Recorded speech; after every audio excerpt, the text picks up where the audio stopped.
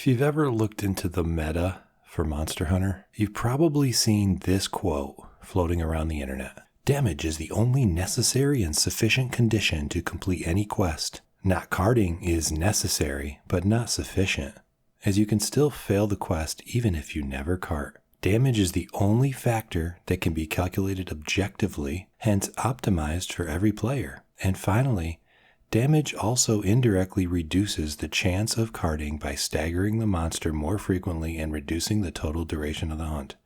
This quote is the justification used by most players who chase a meta in Monster Hunter, and it's the mantra behind the entire Monster Hunter meta subreddit. Today, we're going to take a close look at this rationale and see if its claims are actually true. And then we'll see if it makes sense to follow this advice when defining a meta for Monster Hunter.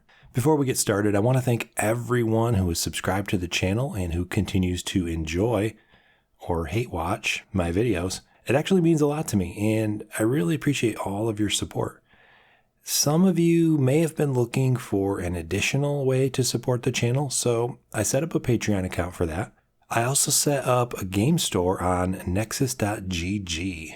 They send me a very small percentage of the sale price over there, and if you leave a tip, they don't skim anything off the top. So check those out and let's get on with it. Now, before you get too steamed about me telling people how they should play the game, let me be very clear up front. You do you. Play Monster Hunter the way you want to play it. However, there is a group of people that has been telling others how they should play the game. If you want the best chance of succeeding on a quest, they say, you have to optimize your set for maximum DPS, damage per second, by using very specific armor skills and weapon combos. They call this the meta. Yeah, I'm talking about the Monster Hunter meta sub over on Reddit.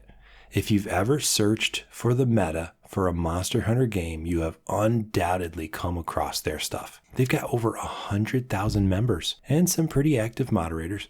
There's a handful of very dedicated people who have built some pretty nice guides for every different weapon type in the game. The big question here is, are these guides really talking about a meta, or are they doing something else entirely? Well, in order to answer that, you have to understand what meta actually means. I think everyone here has heard the term, and I think to the average player, it represents the idea that there's a way you can play the game that will make it a lot easier to win. Some people say meta stands for most effective tactics available.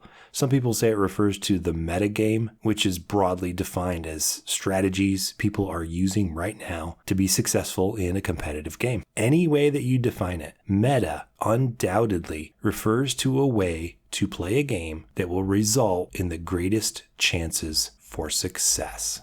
This is how the Monster Hunter meta subreddit uses the term, and this is precisely what I'll be referring to when using the term meta. Now that we know that meta is about increasing your chance of success, what exactly does success look like in a Monster Hunter game? The core gameplay of Monster Hunter revolves around successfully completing quests. For the vast majority of quests, success means that before the quest timer runs out, you've reduced the monster's health to 0 or to a fixed percentage and then put it in a trap with 2 tranks in it. That's called capturing. We can simplify capturing by saying that you're reducing the monster's health to a specified amount, so it's largely equivalent to killing it, just a bit quicker with extra steps. Okay, so how do you reduce a monster's health?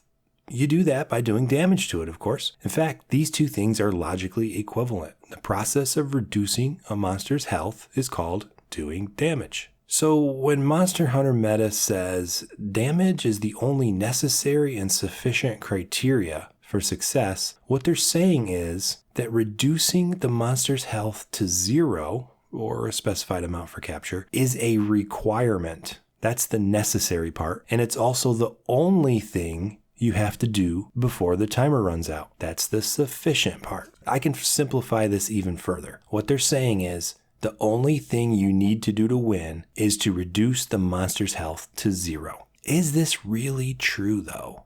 Some of you are already feeling like there's something missing here, right? So raise your hand if you know what they left out of their definition. Better yet, pause the video and put your answer in a comment. I'll wait for you. Now that you're all done with that, chances are you got the answer right, because the answer is staring us all in the face. The piece that they're missing is that you absolutely 100% cannot succeed at a quest if you faint too many times. That's right. Avoiding the triple cart is a necessary condition for quest completion. However, by merely avoiding a triple cart, you won't guarantee success. You still also have to kill or capture the monster. So avoiding the triple cart is not on its own a sufficient criteria. Monster Hunter Meta, however, claims that damage alone is a sufficient criteria. They say that reducing the monster's health to 0 is, on its own, enough to beat the quest. And on its face, it seems to be that way. I can understand how they make this error in thinking because it's kind of hard to catch. Here's the part they're missing. It is impossible to reduce the monster's health to 0 if you triple cart. So when you say that you've reduced the monster's health to 0, you are implying that you've avoided the triple cart. If simply reducing health to 0 was sufficient on its own, then you should be able to succeed at the quest regardless of how many carts you get, so long as you reduce the monster's health to 0 before the timer runs out. To put it in simple terms, if damage was all you needed to win, then there would be no limit on the number of times you can cart. I don't want to get too technical, so I'll let you read more about how games are defined on your own. There's one thing that I will tell you in case you want to learn more about these things. Reducing monster health to 0 is called a victory condition. Using up all your carts is called a loss condition. And the timer running out is both an end condition and a loss condition. To beat the quest, you must meet all 3 of these game objectives. Reduce monster health to 0, avoid using all your carts, and do not let the timer run out. So to correct Monster Hunter Meta, no, damage alone is not a sufficient criteria for success. It is necessary, and so is avoiding a triple cart. It's not an either or, it's an and. There's no other way to win a kill quest. Both these conditions are necessary, and neither alone is sufficient. Monster Hunter Meta has spent thousands of collective hours defining a meta based on an incomplete definition of success. They have failed to address all of the criteria for success, and they explicitly refuse to do so. And by their refusal, the Monster Hunter Meta subreddit has failed to create an actual meta. And we see this played out time and time again in reality. People using the Monster Hunter Meta builds and getting frustrated that they can't use them effectively, that they're too risky. People failing more quests than they succeed. People getting turned off by the game and the grind and the DPS chasing and feeling like they aren't getting anywhere or having any fun. If you're failing quests, then the build you're using is not, by definition, a meta build. And all of this is simply because Monster Hunter Meta has created a DPS guide and called it a meta.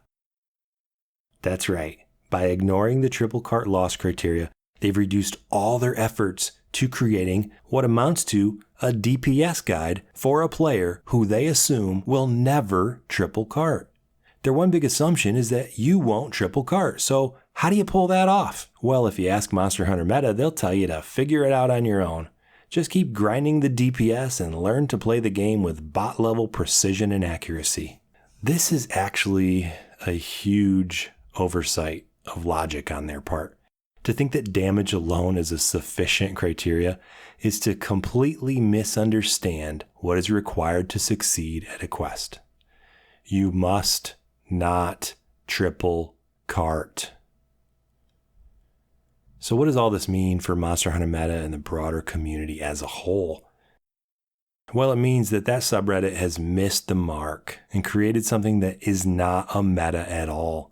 As such, it is completely useless to 99+% of the Monster Hunter player base.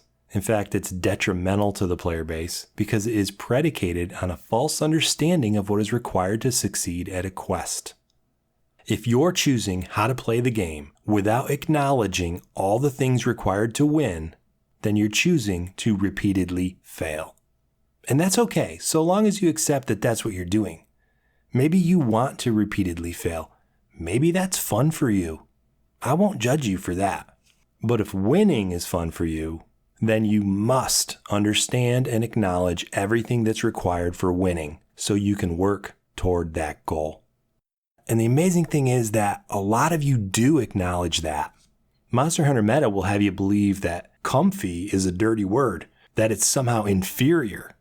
The truth is this: all of you who choose to include so-called comfy skills in your build, you know something that Monster Hunter meta does not. You must avoid the triple cart. Every build you've made that you'd consider comfy is actually a true and correct meta build because it addresses all of the criteria for success. Reduce monster health to 0, don't let the timer run out, and avoid the triple cart. You know this instinctively, which is why you add those non-DPS skills. And you know it consciously too. Everyone here knows that triple cart means failure. Everyone except Monster Hunter meta, apparently. There are other concerns to address with Monster Hunter meta's false representation of the meta. And I have some ideas about what I think we can do to define a meta that works for everybody. I'll save those ideas for another video. The bottom line for now is the thing that you've been told is the meta isn't. Tell me in the comments what you think is missing from the meta and how you would fix it. Like the video, subscribe to the channel, and I'll see you in the next one.